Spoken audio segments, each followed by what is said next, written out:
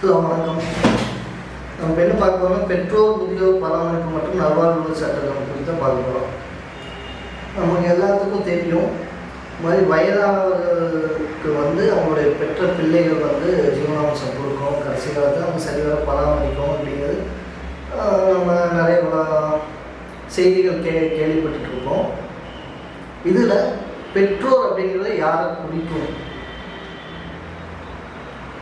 பெற்றெடுத்தவங்க அவங்க மட்டும்தான் பிடிக்குமா அப்படின்னு கேட்டால் சட்டம் என்ன சொல்லுதுன்னா, அதாவது இந்த குறிப்பிட்ட சட்டத்தில் என்ன சொல்கிறாங்க அப்படின்னா, யார் யார் பெற்றோருங்கிற கேட்டகரியில் வருவாங்க,